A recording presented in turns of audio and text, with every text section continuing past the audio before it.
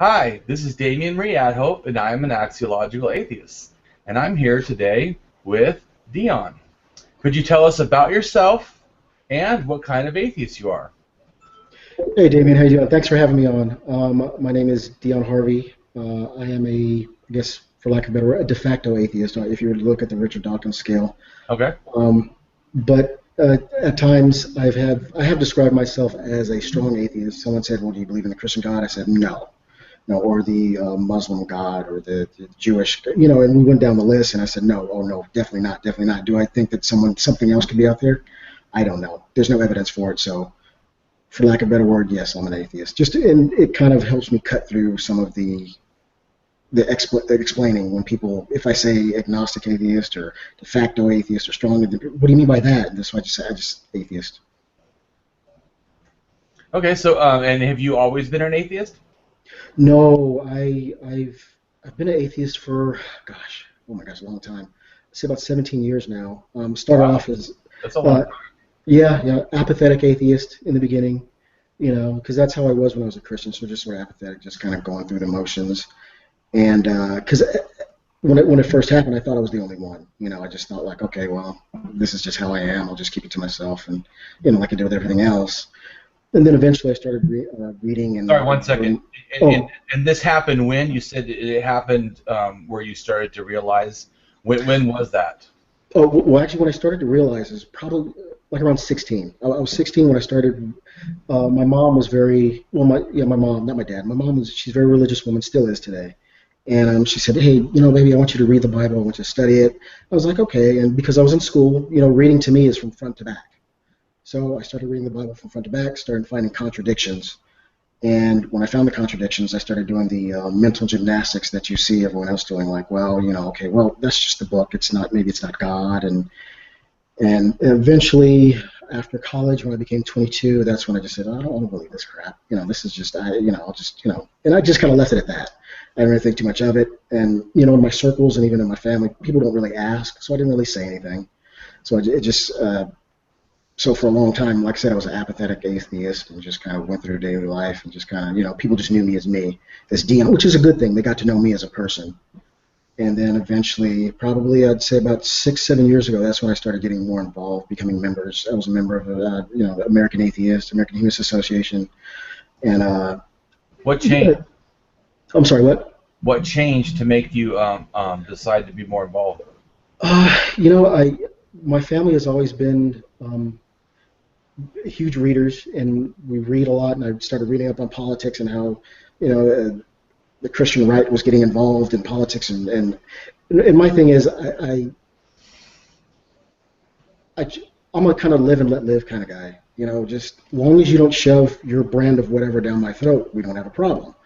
But as we all know from reading the news and hearing politicians talk, is the Christian right is they're on a mission to legislate morality, or their brand of morality, on everyone else. And I really have a problem with people telling me what to do. So so back then I got involved in writing to senators, congressmen, when I get a chance, and giving money to certain charities, organizations that kind of fight against that. That's excellent. Yeah, I don't like people telling me what to do either. That's why now I'm a socialist anarchist. I don't. There Really. you go.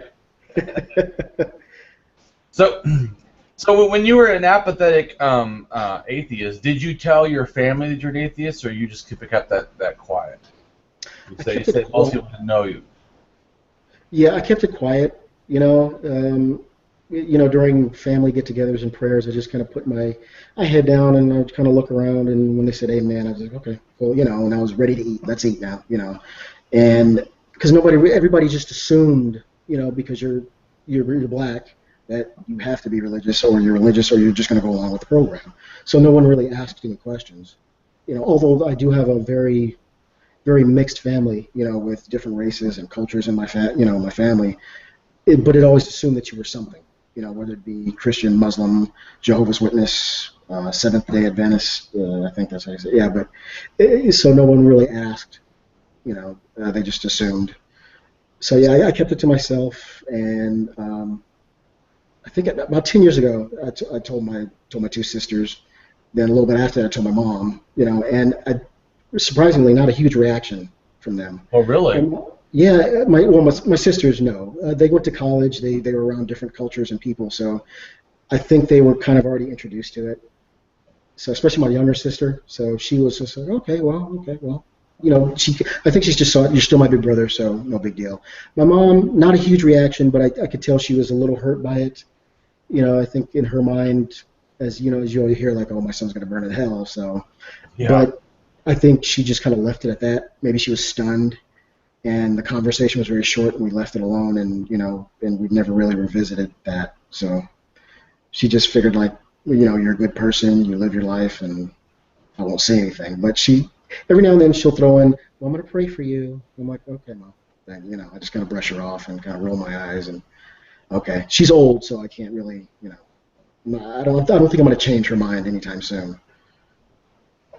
Yeah, I don't really strive to change people's minds. I just strive to give them the opportunity to see a different side, and then I allow them to choose. I mean, so my mom definitely reacted different. First, she was confused and I think angry, asking how can I, deny God, and then she cried because then she felt like I was going to hell. I always tell people it was probably been better off had I told my mom I was gay than to tell her that I was an atheist, because gay meant I could still be religious, but atheist meant I was going to die. Yeah. So.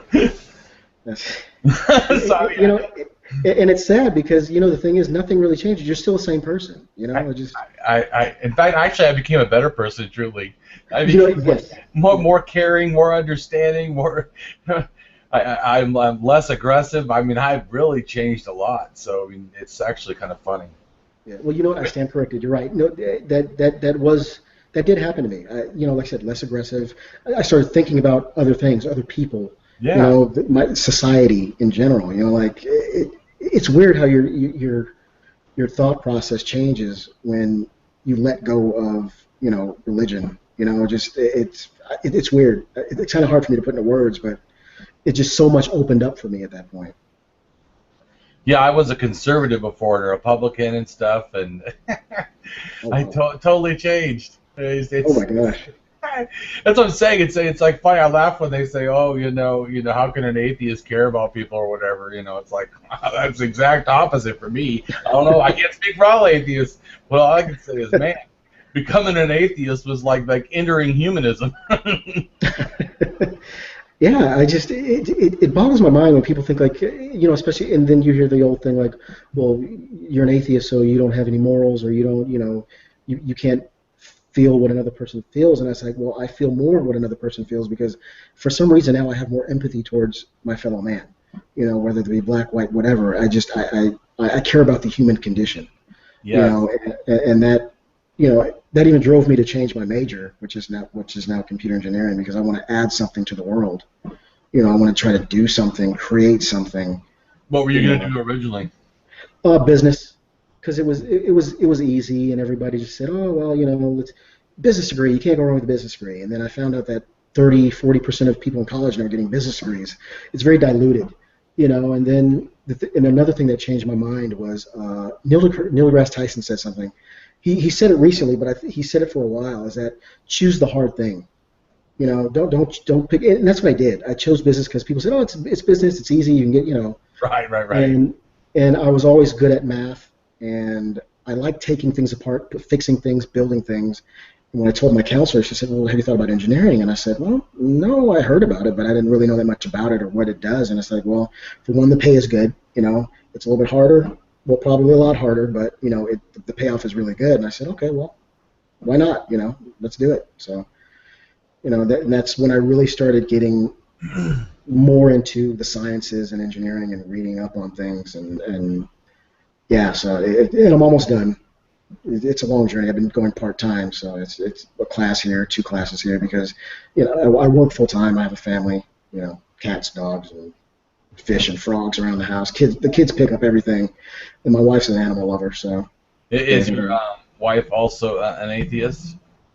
No, I would describe her as a cultural Catholic. She goes through the motions, but she speaks bad about the Pope.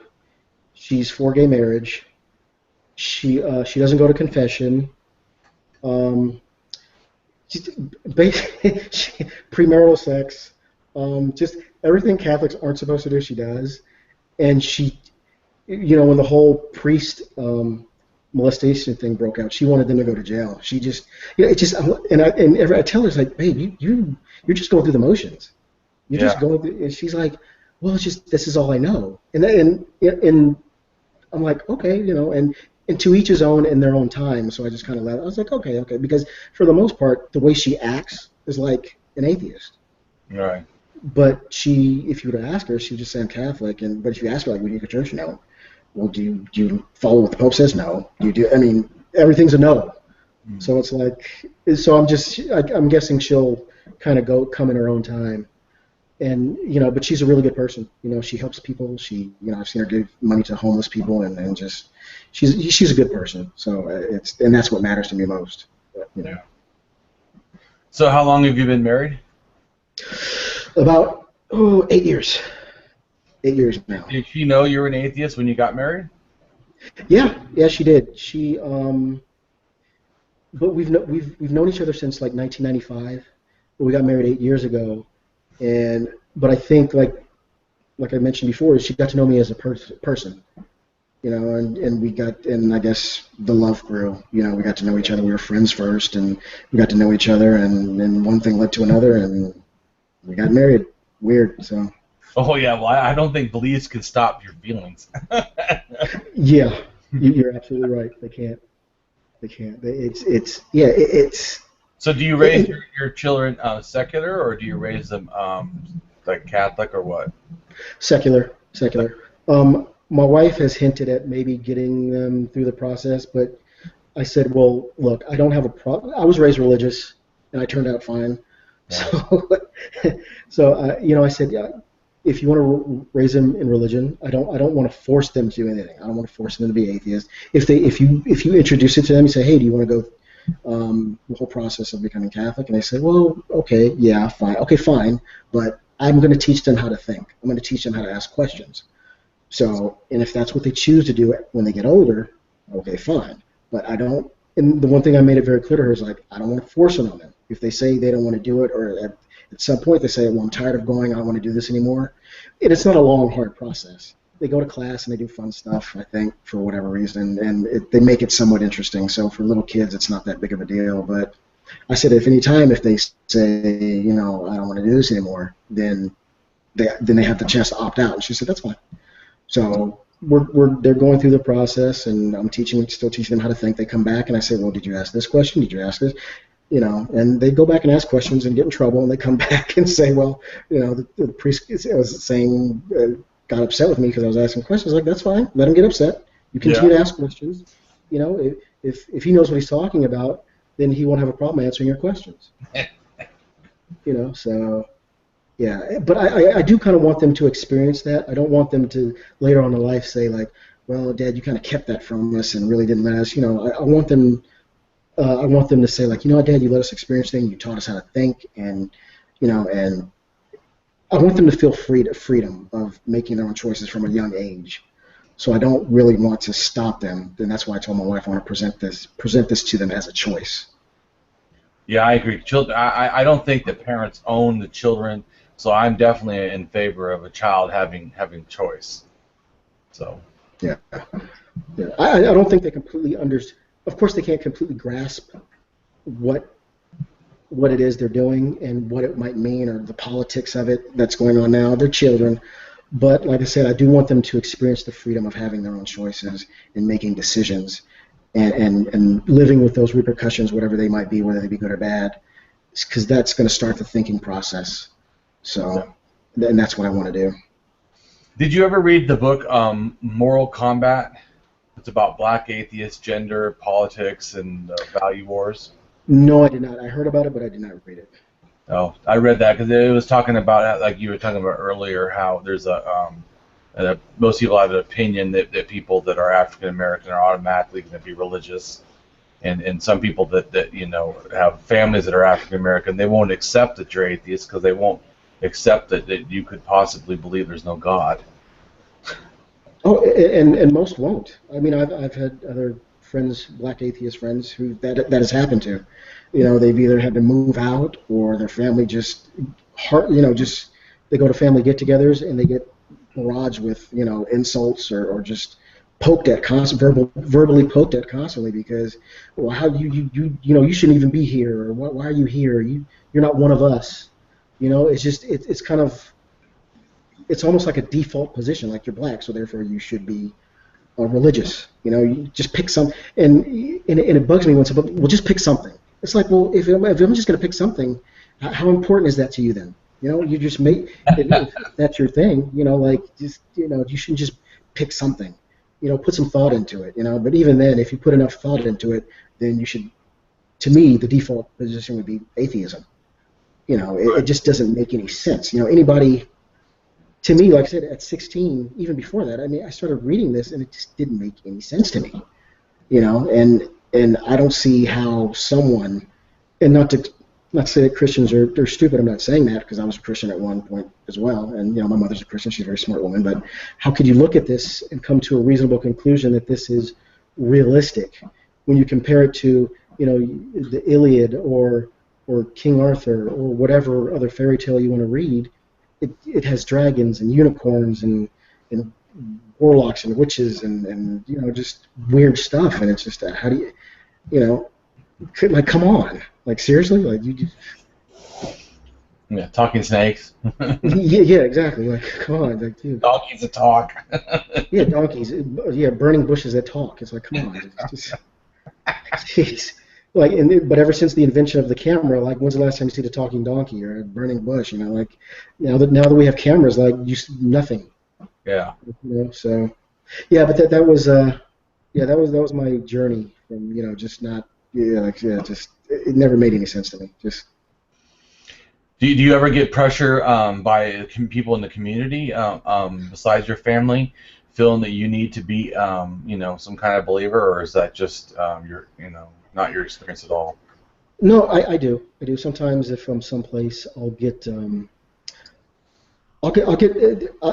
hostility. I mean, sometimes it'll come with a smile, but it's hostility. Sometimes if I'm in LA with my cousins and the subject comes up, and I'll just say, no, I'm an atheist. And I'll get a little smirk from someone and be like, well, what do you mean? You're not really a man. If you don't have God in your life, you're not really a man. Like, what is a man to you? And I try to use a Socratic method. I ask questions, and try to figure out where that came from. Once I get past the hostility, once I diffuse the situation, and once they get to know me as a person, then that kind of goes away, But it takes me not losing my temper. It takes me being patient, and explaining my point of view, helping the other person narrow down their point of view, and eventually, next thing I know, we're having beers together, So and we're past that hostility, but it takes a lot of effort to get there, And sometimes I don't always do that, Sometimes I don't have the patience or the, to do that. But I do get it sometimes. Yeah. So, is that how you would say for someone else who may be experiencing the same thing, that they should handle it by using the Socratic method?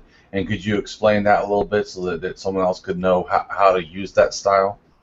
If they're yeah, sorry to cut you off. Yeah, well, for about 5 years I was a bouncer. So in that time, and since I was little, my dad got me involved in martial arts. So I've learned to keep my head. I've learned to diffuse situations in a certain way. So I try to treat every situation as if I'm a bouncer. I just, at a club, I pull somebody aside, I smile, hey, well, what's the problem? Like, why are you mad at me? Why are you mad? Well, I'm not mad at you. And then that Socratic method kicks in. I start asking questions, and I let them come to their own conclusion. Like, why are you mad at me? Well, I'm not mad at you, but you seem angry. Well, I didn't mean to come off like that. Okay, all right, well, what's the problem? And then we go down that road, and more questions come along, and then eventually, like I said, from me staying calm and smiling, it kind of disarms the person, and then then we'll sit down and we'll relax, and I'm very careful about my body language, and the thing is, in the black community, people can get very loud, in your face, so it kind of helps to, and especially in groups, it kind of helps to diffuse the situation as quickly as possible. So, like I said, I just smile. I try not to let it get to me. And like I said, I start asking questions. The Socratic method, just ask questions. Let them come to their own conclusion. Why are you upset? Why do you feel that way? Why do you hate me? You seem angry at me, And then they say, well, I'm not angry at you. Okay, well, then why, or, if they say, well, you're an atheist, you must be bad. What makes you think I'm a bad person? Well, you're an atheist. You don't have any morals. What makes you think I don't have any morals? I mean, it's kind of deflecting and not really directly answering, probably what's going on in their head, but at least it's giving them a chance to come to their own conclusion. Because sometimes head-on-head conflict, sometimes it works, and sometimes it doesn't. You have to learn how to read the person you're dealing with and kind of deal with it from there, and just kind of move forward. Every situation cannot be handled the same. And there's some people that are just head-on collision. We go at it. But that I have to make sure that it's not going to get out of hand. I'm the one who knows better, so I have to be responsible. I feel I have to be responsible for how this conversation goes because I know better. Yeah, I have a tendency to get upset too easily. Yeah. and get you're loud. Human, Yeah, and I was definitely raised in areas of California that was pretty rough, so I have a tendency to be pretty loud and pretty in your face, and I've had to learn that I can't do that. So sometimes it's called for, Sometimes it's needed. But I mean, the point of my message to get across to people, I'm trying to learn how to have a more of a Socratic approach, or to present myself a little bit more, like you said, calm down. That's definitely something maybe you've mastered, but I'm still working on. Yeah. Well, no, trust me, I've not mastered it. I'm still trying, but it helps, it's and plus, and after that conversation, once you've either not so much made a friend, but they might see you in a different light, and if they come across somebody else, like, well, I met somebody who's an atheist, and I said, well, how was he? Oh, he was a nice guy. I had a beer with him. Like, oh, okay. And just even that little seed of, could get passed on from one person to the next, and the next, and that if that helps out the community in a very little way, then I feel that's a good thing. Yeah. And speaking of helping out the community, have you got anyone to decide to change and their faith and become faithless, or? Yes and well, no, not really. I had one friend. He pretty much he's a Zen Buddhist now. I think that's as close as he's come at this point. But I think it's sometimes it might happen in a few months. Sometimes it might take a few years. And I think I haven't asked me in about 10 years. I guess where I'm at with that, because I think a lot of my friends are they're getting to know me and seeing how I carry myself and I guess my beliefs and they see that they don't need that. When I talk to a lot of my friends and people, they feel like they need it because, like I did, it's expected. You're in the black community, it's expected, or well, it's just you're just going through the motions. So, and once people feel like, well, okay, I see other people living like they don't need it, so maybe why do I? So, and I think I see a few of my friends going through that transition right now. Like, well, maybe I don't need it either. So. Like I said, ask me about 5-10 years, and maybe I can give you a different answer. But that's what I see right now. Yeah, have you gone to any conferences about like black conferences or anything, or any groups or? No, I wanted to not completely stay away from, but I prefer to go to a regular group. Like when I can, I go out to the Raft, Riverside Atheists and Freethinkers. When I get a chance with John and Jen, I kind of go hang out with them when I get a chance. I have a very busy schedule, so I try to get out with them as much as I can. I've been out, I think, 2 or 3 times with them. But I try to stay away from just an all one group, like an all black group. I don't.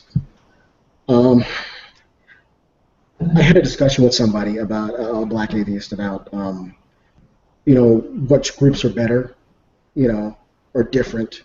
And, they were saying that, well, I just prefer to go to an all-black group because I just feel more welcome there. And I said, well, what happened? Did something happen? Well, I don't know. I just didn't feel. I said, well, maybe that has something to do with your own insecurities.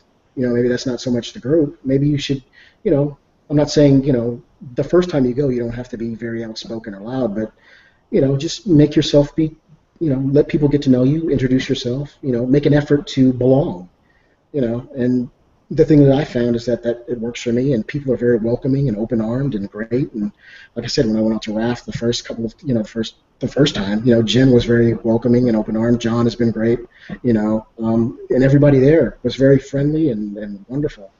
So I've had no bad experiences with, meetup groups or anything, but I didn't want to pigeonhole myself in that, only black atheist group. And, but that's been my experience. I can't really speak for anybody else, but in my one conversation with the other black atheists that I've talked to, that's the question that I did ask was, well, was that your own insecurities or was that the group?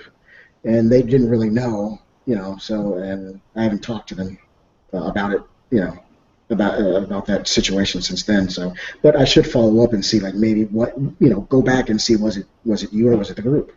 Yeah. Right when I moved, I had tickets, but I didn't end up going because it was like almost a day that I moved to Seattle. But there was a conference in L.A. that I had tickets for, a 2-day conference, and it was on race and politics and stuff. So, did you get to go there? Did you hear about it? No, I heard about it. My phone updates me on all the feeds and all the group meetings and everything. But like I said, I have a bit with with me working 40 hours a week, having a family, and going to school for engineering. My time is pretty much very limited as far as when I can get out and when I can go do things. Monday through Friday, I'm pretty much in school. We're focusing on school, and sometimes on the weekend, I try to do everything before that so I can focus on my family. Spend time with my kids, spend time with my wife. Play some video games. And just try to relax. So yeah.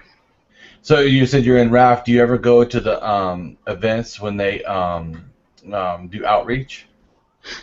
No.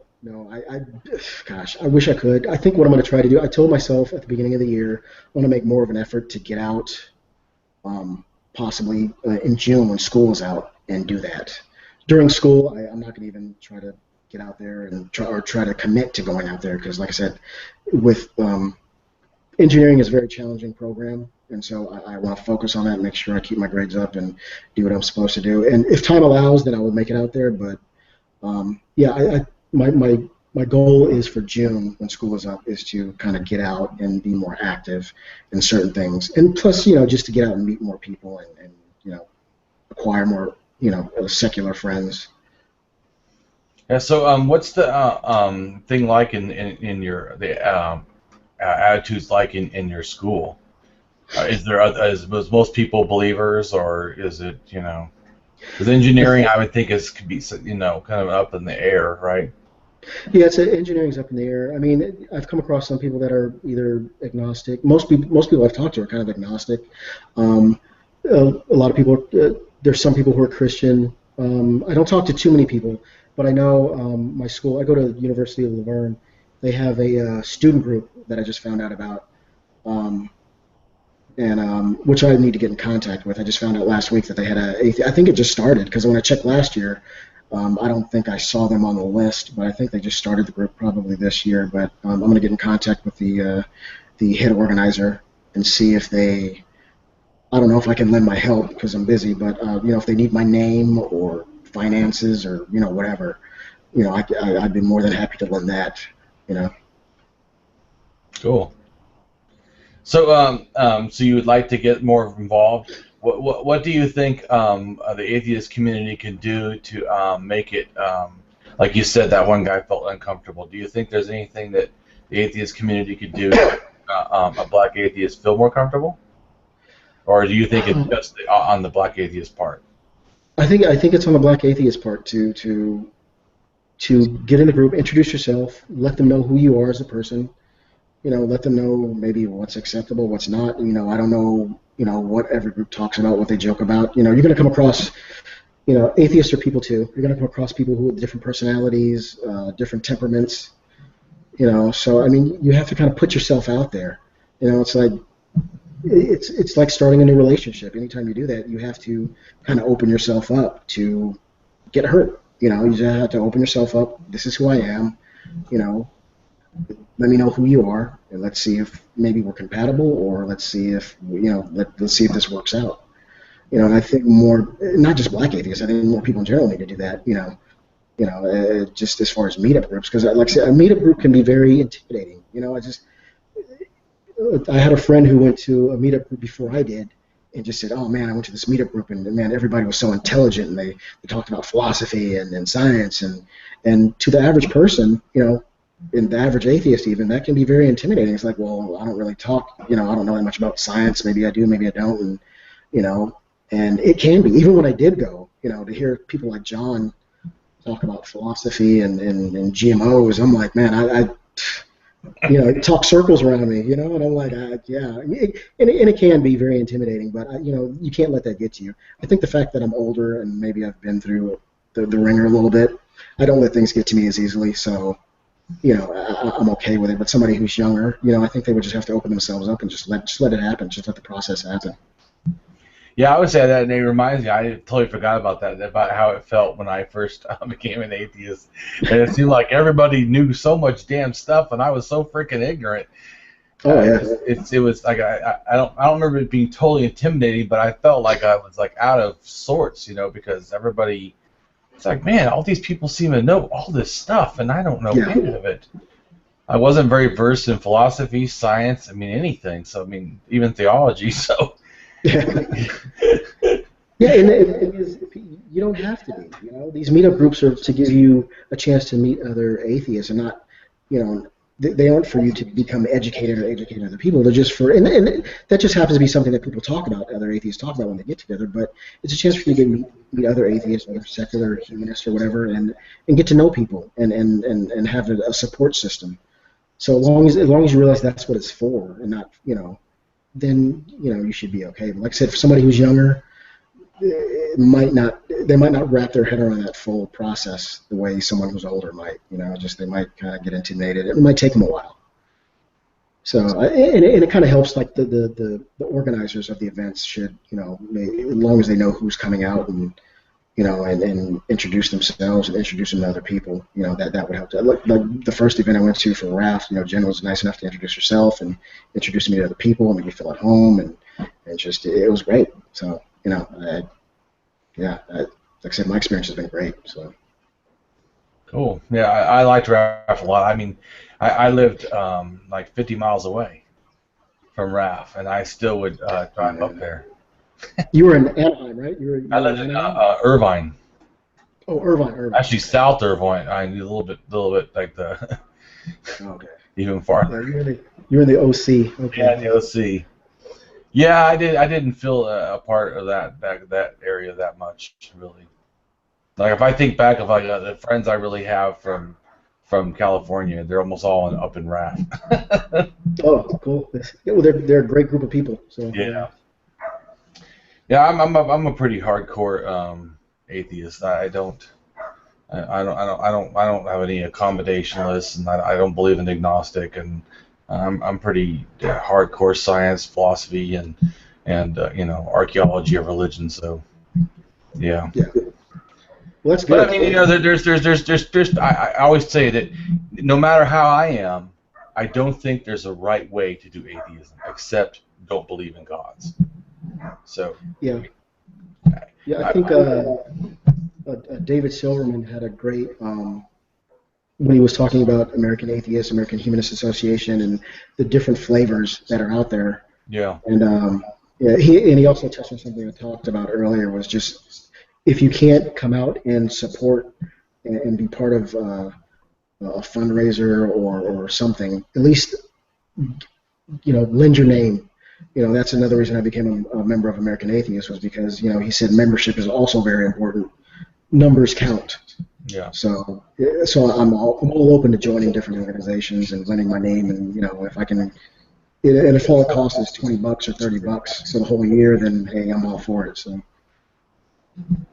So you said you like to read. Is there any atheist books that you read that really touched home with you, or that you like the best? Oh, that's a good question. You know what?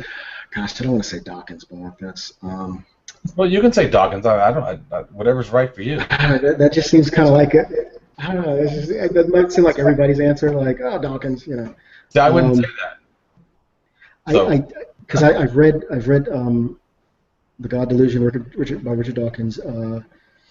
The Clockmaker. Let me see. I've read what's the one to Sam Harris and answers to what's the Christianation? Letters to Christianation. Letters to Christianation.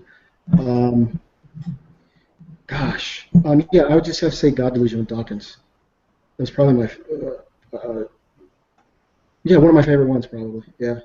I've read a few. I've read about 7, I think, total, but I think that was probably my favorite. Most of the books I read are probably on science, and and I read most. I've read some books on psychology, but I would say probably Dawkins.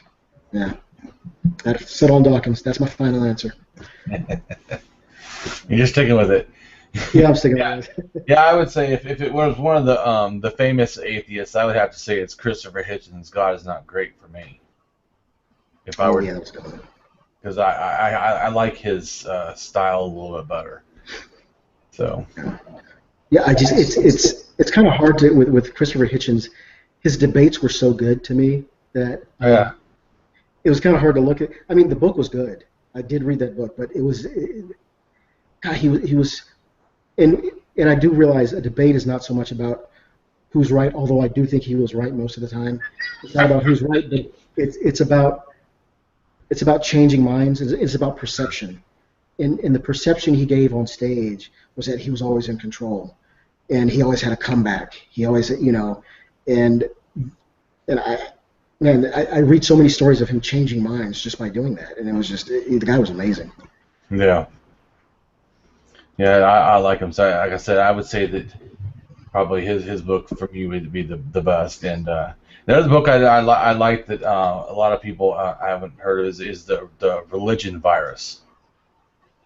Oh, I have not read that one. Not even a very long book, but I liked it. It got me thinking about like why I wrote my book. It starts off and it tells you like kind of like the history of religion a little bit. And that's a lot what my book is about. It's about, I started religion at 100,000 years ago, when the first, behavior of a religious nature was being, can kind of be inferenced. And when the first lightning bolt hit something, and No, it's people in South Africa and in Israel, both at 100,000 years, did intentional burial of humans. And put put them in a way that a fetal position, and put them in a way that like the one in South Africa has red ochre sprinkled on the body, and so it tells you that there's some kind of a religious significance, or for the burial. It's of a child too. But anyways, yeah. So anyway, and then at 70,000 years ago in South Africa, there's the first worshiping of like a stone monolith that looks almost like a snake, and they would burn stuff to it for it was like 300 or 400 years, and then they abandoned it. But I mean, it's the first like religious worship of some kind. Oh my gosh. So 70,000 years ago. That's right. I know. You always hear like, oh, Christianity started 2,500 years ago, and you think that's possibly it, but like you said, 70,000 years ago, it started, and it's just God. So the bullshit started 100,000 years ago. That's great. Exactly. Well, it started, man worshiping a rock. I mean, it started very basic and something that looked like a snake. I mean, it's like anthropomorphist or whatever. I mean, animal worship. I mean, then there's female figurines, that it could be goddesses or not. Who knows? I mean, the whole point though is it's just really basic, simple stuff. It's just people misunderstanding life, misunderstanding death, wanting to try to get control. It's all about fear and the control of fear, and then by 5,000, it really becomes the control of people. Religion takes a dramatic turn at a couple different points, but the 10,000, to me, 10,000, 12,000, there's a turn where I call it the domestication of religion starts, and also the domestication of women starts, because before that it's more egalitarian. But also the domestication of plants and animals starts about the same time. So I think that you can kind of see that they were starting to domesticate plants and animals, and they looked over at women and going, yeah, that you putting babies out? I see these animals doing that. That's not that big of a deal, you know what I'm saying? You're not that special no more. That's how I see it. When you look at the thing and you kind of think of you're a person back then, you're like going, yeah, I can make plants grow. I have this God power, because to me that's when you start seeing the first, to me, kind of gods is about that time. The really loose opinion of what that would be, but I think that when they felt powerful, all of a sudden, they start seeing this stuff. And I know, like you said, people think that the religion started not that long ago. It started a long time ago. The themes haven't really changed, though. It's still stupid. It's still about fear. Still about control. It's still about misunderstanding. It's still somethingism. Something's got to be out there. I mean, that I have to believe something. Like if you can't just believe nothing. So I mean that thinking hasn't really changed that much.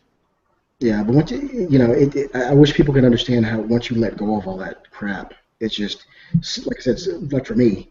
So much opened up. You start looking at people as humans. You don't feel like women are lesser than you, or gays are evil, or or like the planet is ours, so we can do whatever we want with it. It's ours. So like I said, I thought differently about all those things. And then it changed my view on politics and and how I think people should be treated, and how my representatives, how I feel they should act, how they should view these.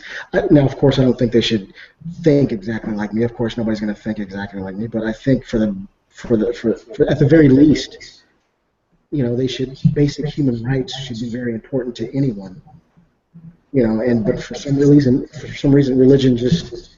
Like I said, the subjugation of women and people who don't think like you, feel like you, like you said, that fear causes people to want to control their environment, because the unknown just scares them, like what happens after death, or what happens if I actually let people just be themselves, will I be able to control them? Will they be able to, will I be, for politicians, will I be able to collect taxes? Like whatever, just it's like just.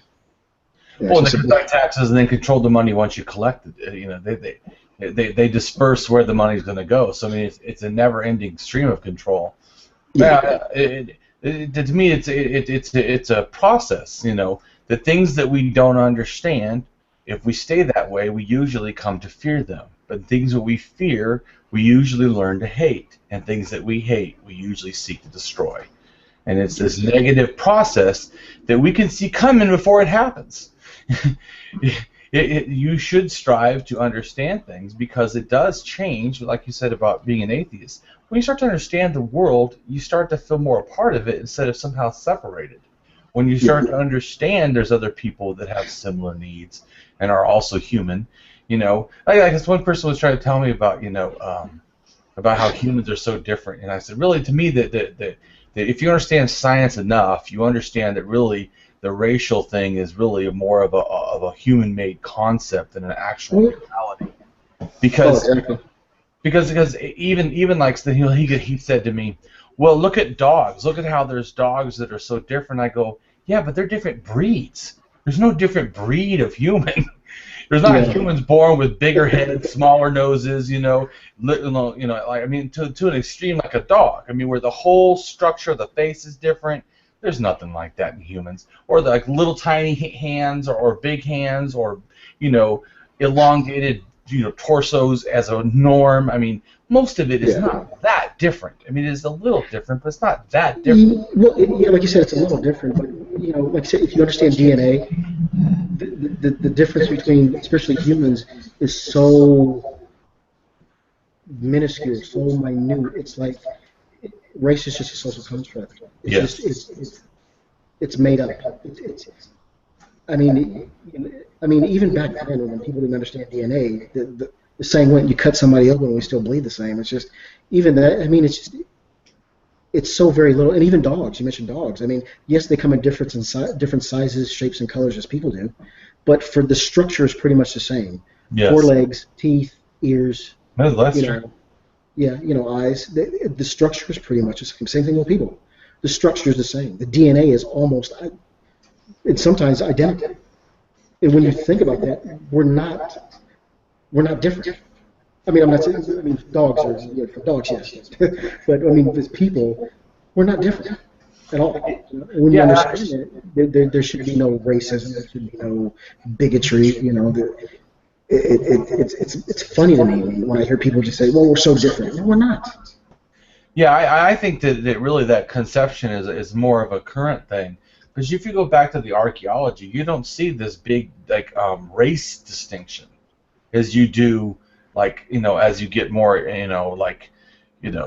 the 2,000 years or something on. I mean, but before that, especially you go back 5,000 more. There's nothing. In fact, in Kolhak, Turkey, the first religious city is about anywhere from 9,000 to 7,000 years ago, and it has murals on the wall that have dancers, right, dancing and doing like the thing, and some of the dancers are black, I mean totally black. Some of the dancers are white, and then there's dancers where half of their body is white, half their body is black, and they're all dancing and doing stuff. And I was like, we don't know what that means.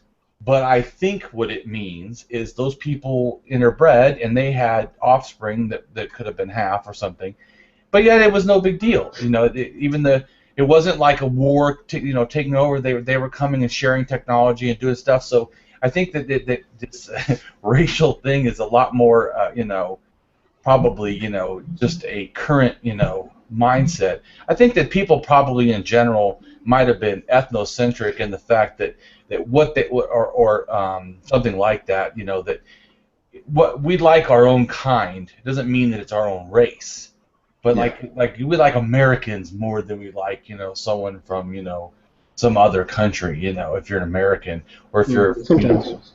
Well, but you get what I'm saying, or if you're a Californian, that's different than a New Yorker, that to me is more that kind of a probably was back then. You were maybe from an area. Yeah, you feel more comfortable with your own. Yeah, in that sense. It's safer. Safer, but I think that I don't think that it was along racial lines. It wasn't like, oh, you look like a different color or a thing. I think it was like, you from those people. Yeah. And I got that a lot. I was helping one of my cousins with what war was that? I guess Hannibal Barca, when he attacked Rome. We were talking about that, and then I guess it came up that he was mixed race or something. And like you said, I don't think they really looked at race back then. I just thought it was, you're a Macedonian, or you're a right, exactly. Egyptian, or you're a whatever part of the world you came from, and that was it. Right, and just like Cleopatra, but she wasn't even Egyptian. Yeah. Yeah. But I'm just saying. So I think that it's more of a, just like even sexuality. I mean, they didn't say particularly. I mean, there's a few things but most of the time they didn't make a distinction. That person's gay, bi, whatever. I mean, heterosexual. They didn't have such a distinction in every culture in the ancient world. I mean, it's really our current thing. I would say it's that the religion of today that's a really domesticated version of religion. We're Christian and all that, and trying to classify everything. Classify people. Are they like us? Are they not? Are they following the rules? Are they not? And I think it's that whole mindset that really starts to branch into, and women are different than men. Yeah, yeah. I just it's. I tried to explain to somebody one day that after I helped my cousin with that report about how like I guess ancient Greece, they would ask you want a little boy or do you want my thing was it was accepted that a man with another man was fine. Right. Alexander the Great, there are stories of him being in love with another man, and that was perfectly fine. There was, it was okay back then. A lot of things were okay back then. Right, just like the Persian armies used to have female soldiers. Try to do that now. They can't even drive a car in some areas over there. You know what I'm saying? I mean,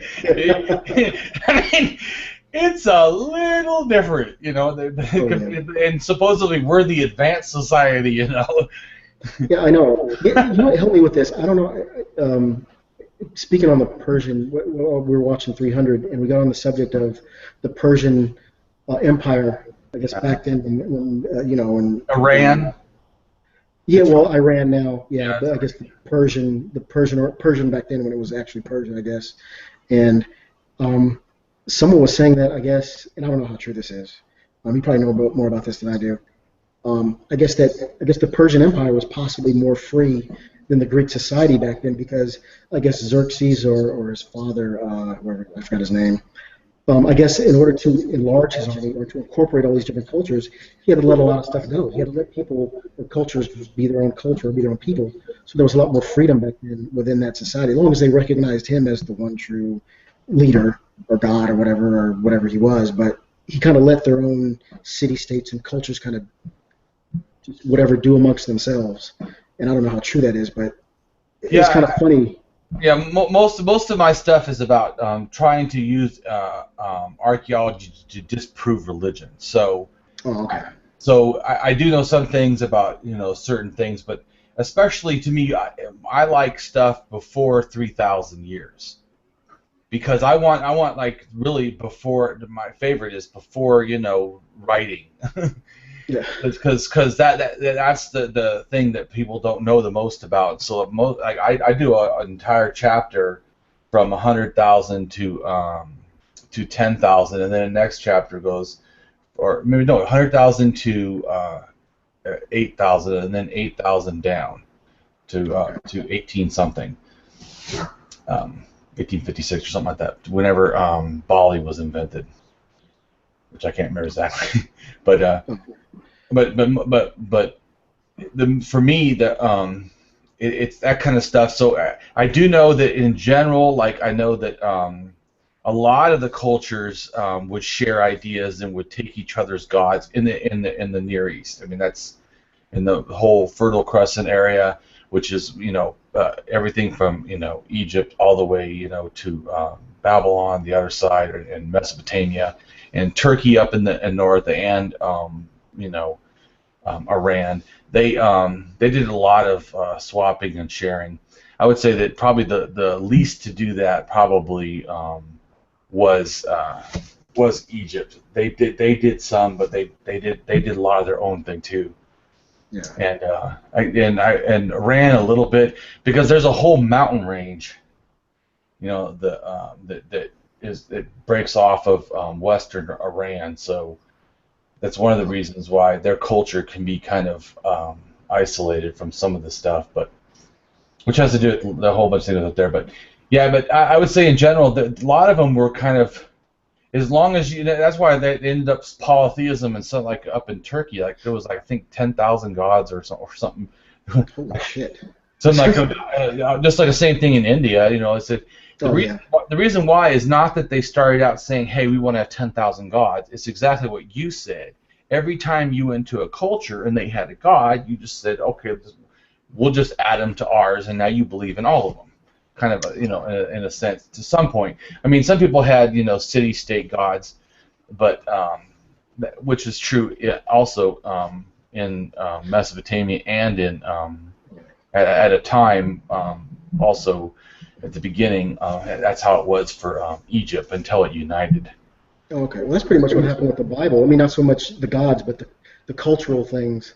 that were, I guess, thrown into the Bible with a Christian culture Oh, just to kind of there's a appease, lot. yeah, There's a just to lot of appease stuff. certain people. The Christian God, is connected to God El, the Canaanites, and also connected to Ashtar, the goddess. So It's just a big. yeah, It's just. Yeah, but I mean, what did they expect? and the Christian God's also connected to the sun, to be worshipped like a sun, which is called Sheamus, which is also the name for the Jews did for Samson, had to do with a derivative of the worship of the sun. But yeah. So it was a mad struggle to get a round peg through a square hole or something, and it didn't turn out right. But for some reason, people believe this crap. It's just. I don't think that if people are open-minded and they read my book when it comes out, I don't think they're going to be easy to keep belief. I mean, seriously. Yeah. But the one glimmer of hope that I have is that I slowly see people I see minds changing. I see, their attitudes changing towards, other people of different cultures or, even atheists. They don't not see, especially when famous people come out. They see comedians like Bill Maher or Brad Pitt. Came out and said he has no need for religion.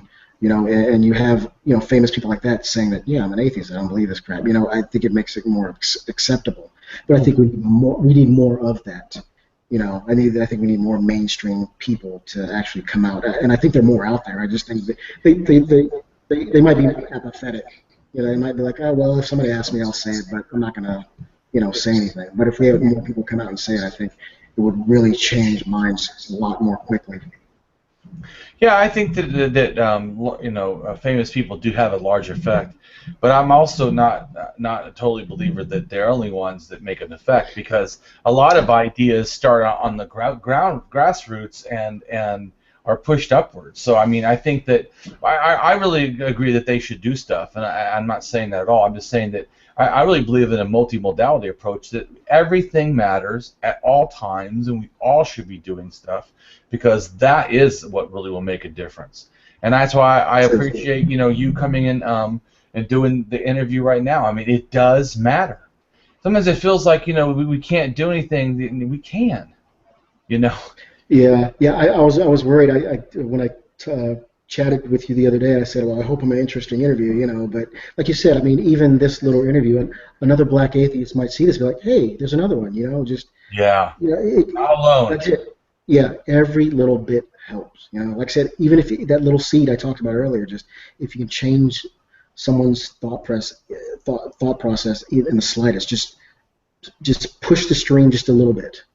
Eventually it'll wind up in a completely different place. But just as long as it's consistent, as long as people just keep, staying at it, and the one thing I like to say about my circle of atheist friends and people is that they're very good people.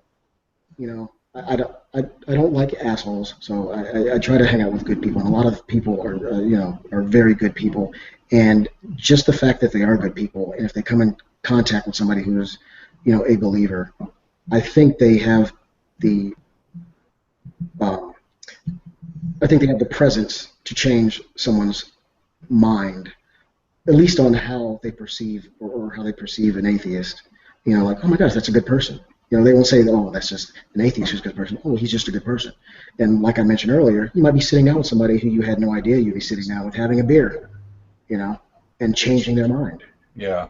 Well, for me, we won't be having a beer because I haven't drank in 26 years. But okay, yeah. But I know what you're saying. Yeah. Or a glass of water, tea, whatever. Yeah, but I think that the other thing is, like you said, I don't think the apatheism sometimes is not that the people aren't having an opportunity to do something. I think, like you were saying, that you felt that there's nothing to offer. And I think that's why I think that people need to change that opinion. Man, you have something to offer, even if you said, wow, I feel like I have nothing to offer. I feel like I'm no good. Some people that hear that and feel, yeah, I can relate to that. But I still have to do the things, and I'm still a good person. It reminds them, that we're human, we're fallible. We're not going to feel like the lords and champions at all times in our life, in every single aspect of our life. I mean, even like, to me, I feel really good when I'm talking about some things, about religion, but there's other things I don't know, and I'm very versed now in some aspects of history, but there's others that I know nothing about. If you start talking about some things like you did about Xerxes, I don't really know, and if I start to say I do, I would be feeling out of sorts. I do know some things about stuff, but I could tell you more about how the Sumerians related to Edom, which is the south eastern or southwestern part of Iran, and I do know that the Persian Empire started, as far as I understand. The name Persian doesn't relate to what I studied exactly, because I was studying more the religion. I know Zoroastrianism, I know pre-Zoroastrianism,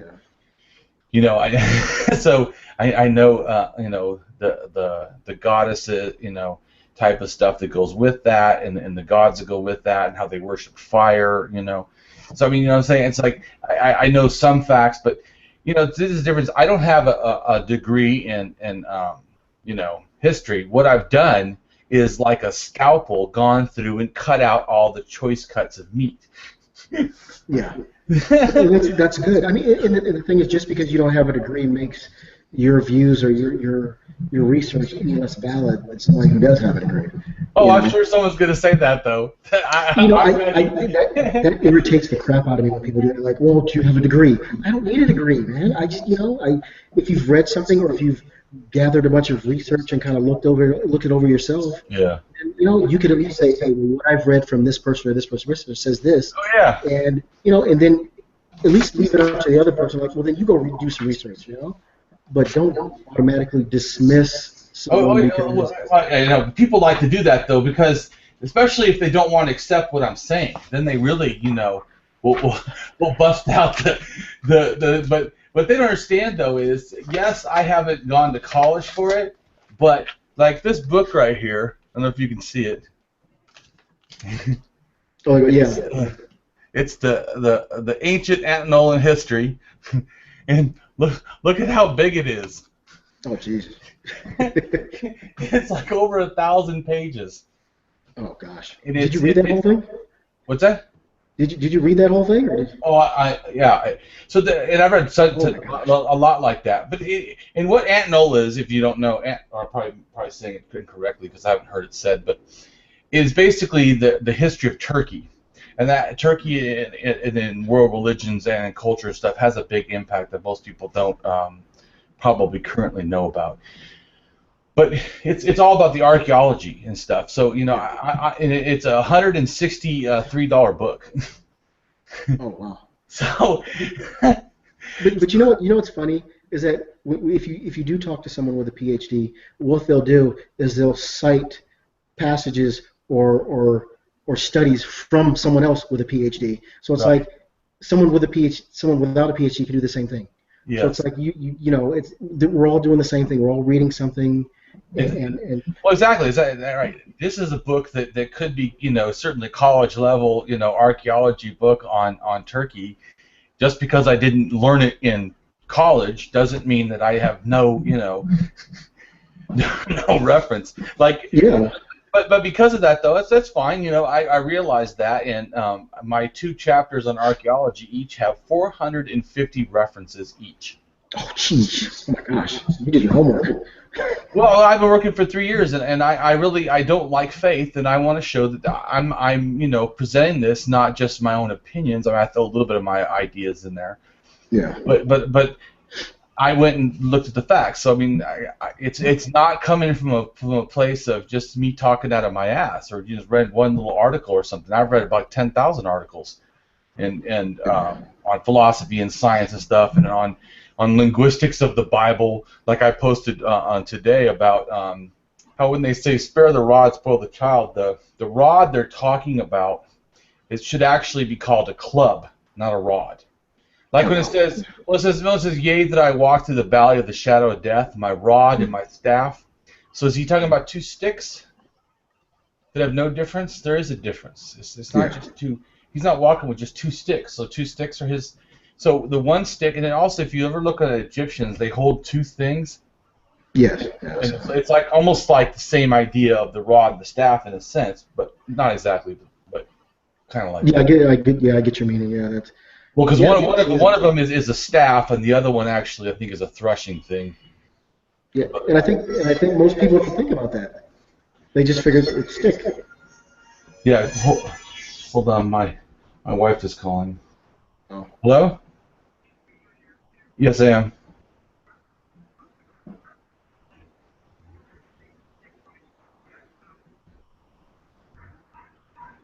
All right, sounds good. Love you, bye. Sorry. Yeah, so they don't think about that. So when they try to justify like spanking a kid with a a rod, they're thinking like to us a rod's like a thin little stick. When really to them it was anything from a 3-foot to a 6-foot pole, and it usually had like a knob, almost like the size of a baseball, hard baseball wood on the end of it. So it was a stick with a knob, and that's why they would talk about also that you could beat your slave with your rod, and it was able to you had to make sure they were not dead. Well, the only reason you could kill someone with it is because it was actually a weapon. They could. And the reason what it was for anyways, for shepherds, because that's what the whole point of the thing was, for shepherds, it was a semi-weapon for shepherds to basically hit animals that tried to get their sheep. All right, protect their flock, okay. To protect their flock, right.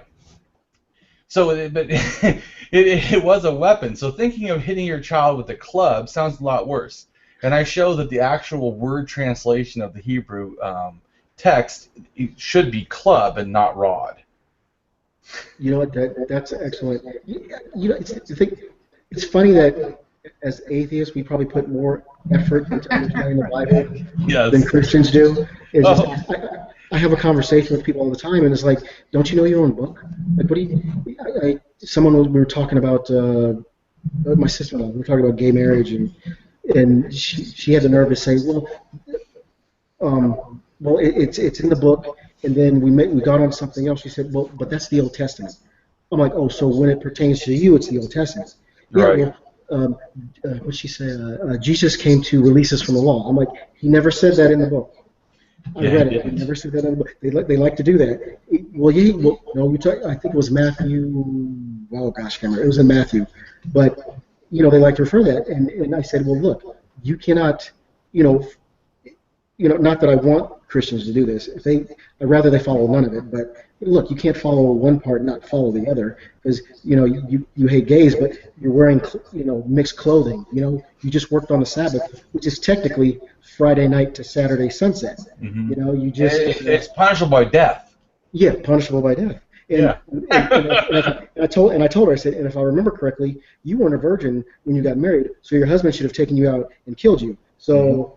Well, that's not in there. Yes, it is. Look it up. Mm-hmm. Oh, yes, it is. Don't be a hypocrite. You get killed for eating shellfish, for eating shrimp. Yeah, pork. When's the last time you had a ham sandwich?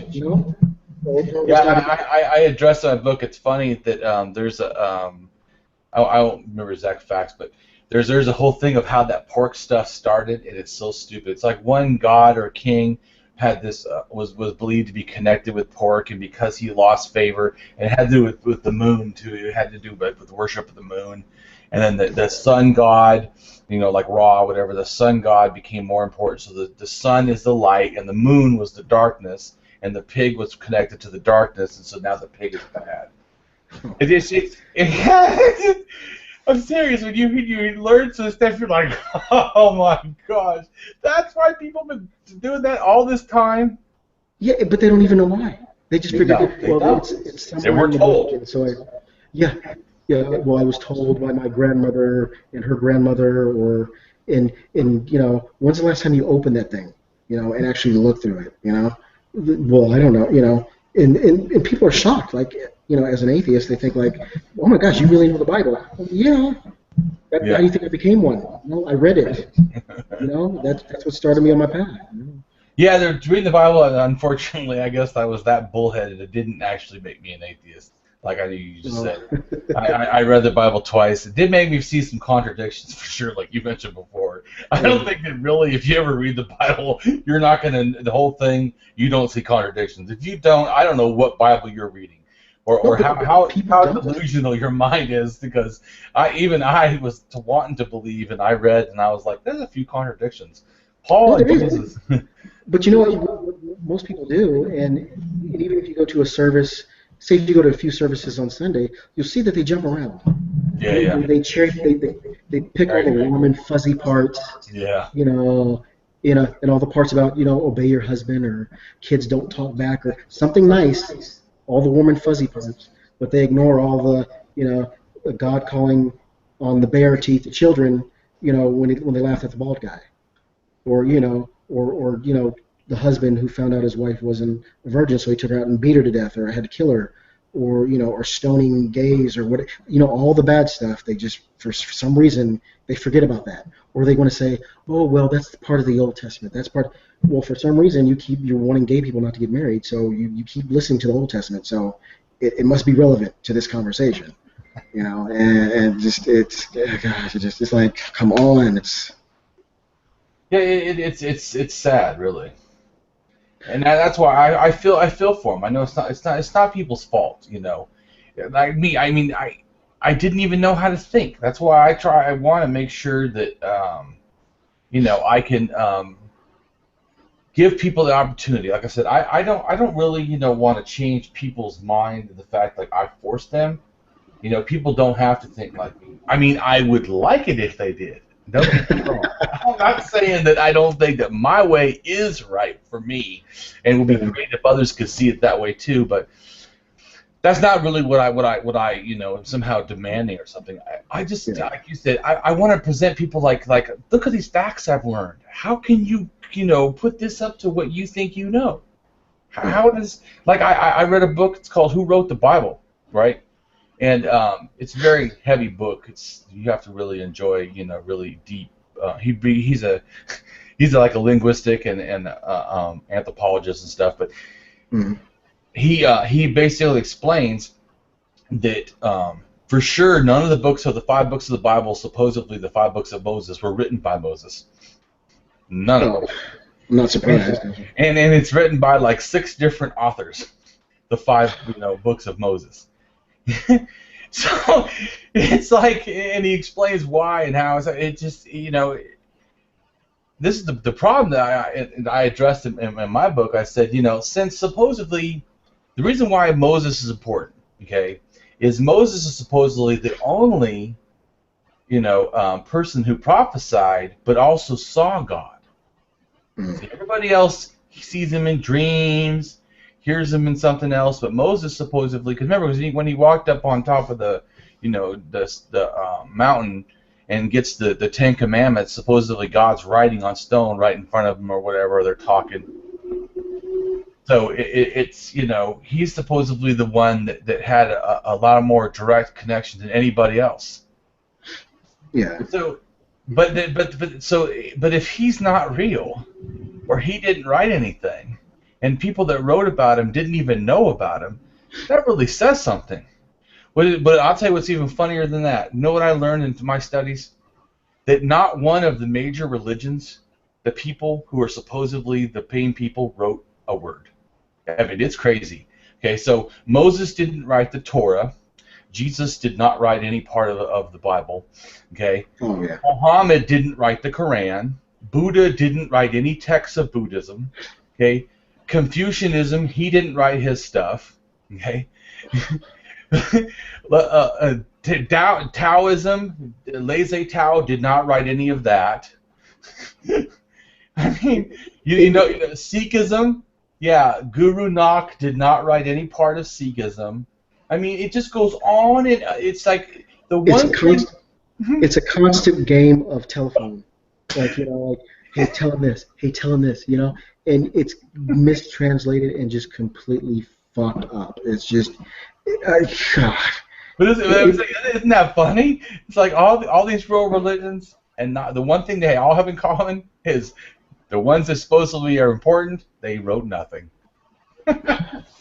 Yeah, and you know what shocks me is that some people I talk to still think Matthew, Mark, Luke, and John actually wrote those books. No way.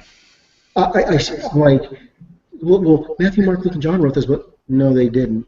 Those were just anonymous authors, and they just attached those names. No, they didn't. No, and you get people like they just want to go la la la la la la la, and it's like, are you kidding me? Like, really? Like, Well, this is your book. Yeah, that's what happened to me when I went to college, and they told me Exodus was written before Genesis.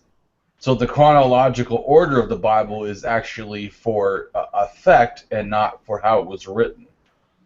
Then the same thing really goes too with the New Testament. They follow that same theme because actually all of Paul's epistles were written, and he died before even one of the Gospels were written. And the Gospels should be Mark, Matthew, Luke, and John. So even they're not correct order. Oh yeah. Even if they were in correct order, there would still be so many contradictions. Oh yeah. I'm not saying that there's tons of ways to debunk the Bible. I'm just saying, laughing that if it's a book about truth, why are we presenting it like it's a magical story where it has a nice beginning and a nice end, or what? Not nice end actually, but a fucking terrible end. But yeah, everything goes to shit. I'm saying it's presented as propaganda, not as truth. It's mangled in a way to get an effect. Yeah. Or like you said earlier, to get control. Uh-huh. To get control. You look at throughout, and it's all about men, subjugating women, controlling their environment. We are stewards of this earth, and we're responsible for it because our God gave it to us, and everything is ours. So we have to control it. And throughout the book, it's about controlling. It's about rules and laws about controlling certain things, and it's. But that's not even. It's not even done right. It's not even done half right. It's a mishmash of like I said, it's a horrible long game of telephone that it just didn't go right. Just someone telling someone to write this and write that, and eventually just yeah. So if you could talk to yourself when you were 16 and you were starting out, yeah. what would you say to help motivate you? Oh man, you know what? I would tell myself so many things. Oh man, this might go on another hour. Just in a nutshell, I would basically just say I would try to get myself before then, probably like around maybe 13, and just say, you know what, leave this shit alone. Talking about the Bible, and I would also tell myself, get involved in a science. Get involved, start, because I'm envious of kids I see today in high schools and even in junior high that are already involved in programming and coding and doing science projects that I didn't have a chance to do when I was little. And I envy that because they're going to have, which is good. I'm envious, but it's good. I'm happy to see it because they're going to be a lot farther ahead of me, than I was at a certain age. And hopefully in that critical thinking stage, hopefully they're learning the scientific process, the scientific method at that age. And I'm hoping it's being taught right, and they can carry that through the rest of their life. It just doesn't pertain to science; it pertains to your life. That critical thinking aspect of hypothesis, testing the hypothesis, making it become a theory, or into a law. And applying that to the rest of their life. That if I could go back and tell myself those little things, I think I would be Tony Stark right now. I would be a billionaire, playboy philanthropist or something. That's what I would do. So what do you think would be the one thing stopping you from accepting that when you were 16? Well, if I did see myself at 16, I'd probably be scared shitless. But you know what? I don't know. Oh gosh. I don't know if I would stop myself from. Really? I was pretty independent. I was pretty pretty much my own person back then. My parents, especially my dad. My dad, I don't think my dad went to church. My mom said he was a believer, I guess, but my dad never mentioned God, never talked about God, never went to church. He didn't give two shits about it. He went golfing on Sundays. That was his thing. Yeah, my dad gave me a lot of freedom and told me to think for myself and be my own man. And I think if I did have to go back and tell myself something, that I probably would follow it. I'd probably be like, okay, all right, once I get over the shock of seeing myself coming back in time, yeah, I think I'd probably get on that horse and go forward. Yeah, for me, I think that the biggest thing would be telling myself, not to be afraid to go look for the evidence and accept it when I find it. Like, if I believe that the Bible is true, then if I go and look up on how the Bible was found, where the culture was, and really learn the stuff, if I accept what I find, no matter what, the truth, that's to me, because I mean, like you said about the contradictions, we make these mental, loops and jumps, like we're track stars, yeah, jumping over the facts, So I think that to allow myself to understand that don't be afraid to look, and don't be afraid to change upon new evidence. Because I think that stops even people today. Like, I'll show them something, and like my mom, she's still a believer, and she's looked at my stuff, because I post a bunch of stuff on Facebook, and she says, I agree with a lot of the stuff you say, but I still gonna believe in God. And if you agree with what I say, then you can't. You obviously are doing some track star pole vaulting. Oh, yeah. Yeah, those mental gymnastics, it's people do it all the time, but it's like I said before, it's just, I try to have a conversation with somebody, and if it gets to the point where they look like they're getting frustrated or they're getting angry, I back off, because I realize there's going to be another conversation, or at least I planted that seed to where they're like, what, that doesn't mean, was he right? And they're sitting there doing this, like, and eventually, even they'll have to address it sooner or later, or they'll have to come back to me and say, last time we talked, you said something, and then that'll give me a chance to, start up that conversation again, and give them more information, and it doesn't have to be all at once, and you have to, and like I said before, patience. Yeah, and I agree with that. And what I try to do now for me is, I'm not perfect at all, but I'm trying to have an open relationship with the truth. In other words, I'm open to new truth, because sometimes what I think I know or I could change. I mean, and I find out that I need to amend it to the new facts, like the you said about scientific method. They're really good at that. You may think something is one way, and then they realize that, well, that's wrong. Then they say, then we need to change. And I think that, like you said, is a good approach to put to your life. Is that you should have an open relationship with the truth. That you are open to new truth, and that you hold your beliefs on truth. Yeah. I think for me, being an engineering student and being able to work with professors and other students, the one thing I've found when working with not just students and other professors and scientists is that the way they communicate is, well, we found some evidence that points to this. Right. They don't say, this is how it is. We found some evidence that points to this, and this is what we have so far.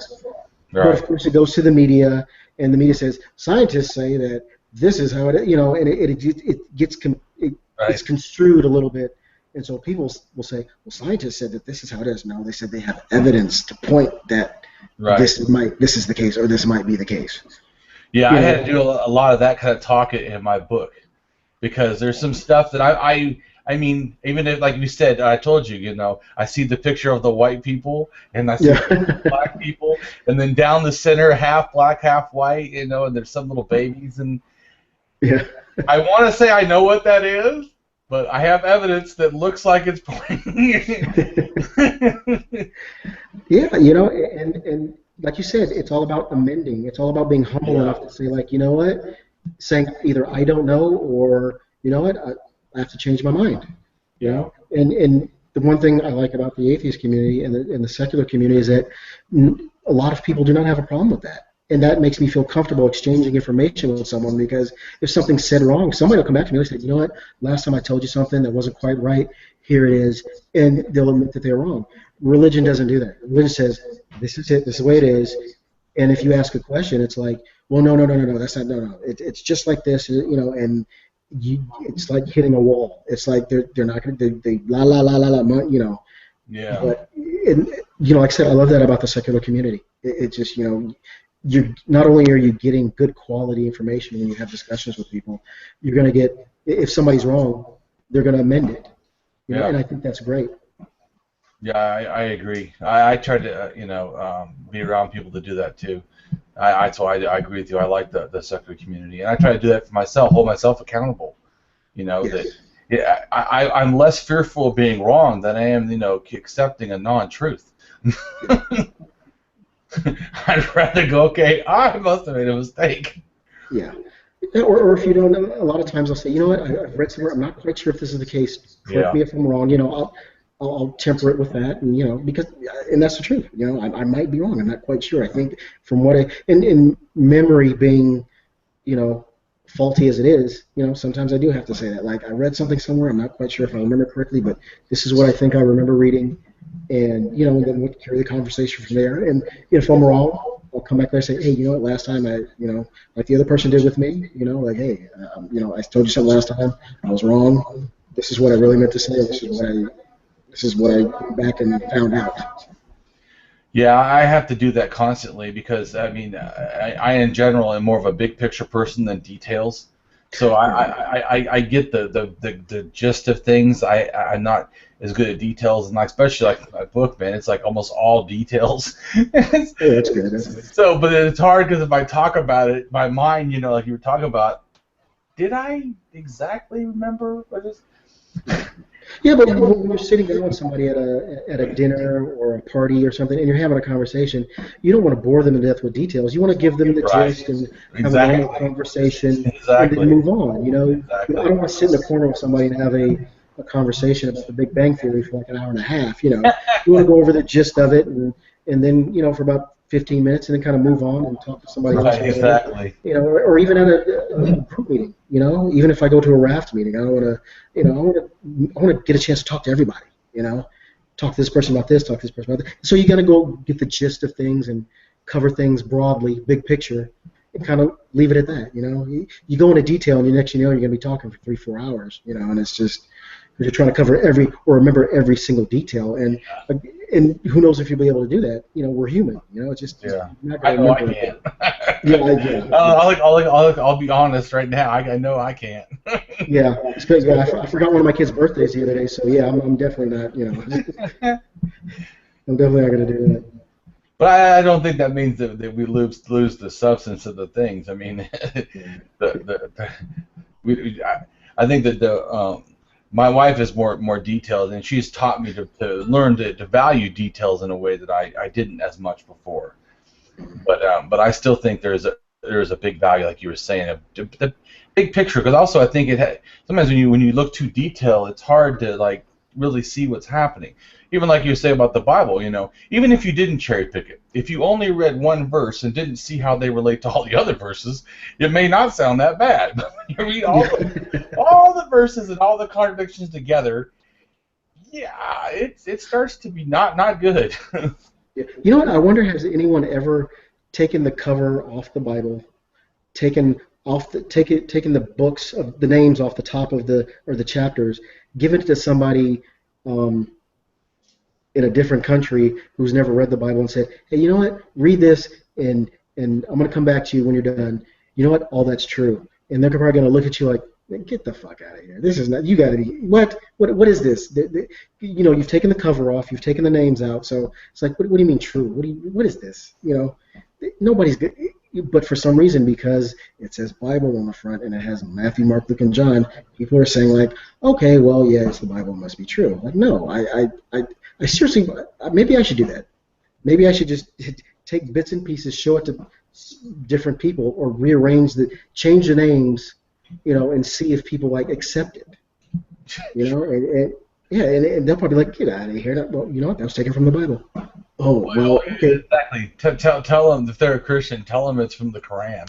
Yeah, exactly, and see what they say. Or here's a verse from the Bhagavad Gita. What do you think of this? Isn't it crazy? Yeah, and they'd be like, yeah, that's stupid. Well, actually, it's from the Bible. And, like, oh. And then we see the mental gymnastics again. It's like, well, it's just. Yeah, I agree. Well, it's been actually a lot of fun talking to you. Well, I had a great time, man. This is awesome. And like I told you earlier, man, this is to give regular, everyday atheists, humanists, an outlet to talk and to see how we are as people. This is awesome. I hope this continues for a long time. This is great. Yeah, I plan on trying to, so we'll see. But so is there anything else you wanted to mention before we leave, or any questions you want to ask me? I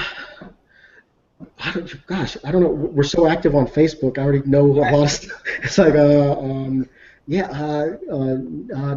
not at the moment. No, I can't think of anything right now. No. Yeah, this has been great, man. I appreciate it. Thank you for the opportunity. I appreciate you giving us your time. Okay, yeah, and when you come back to Cali, remember to call me. So right. I can have a beer, you can have a water or tea or whatever, and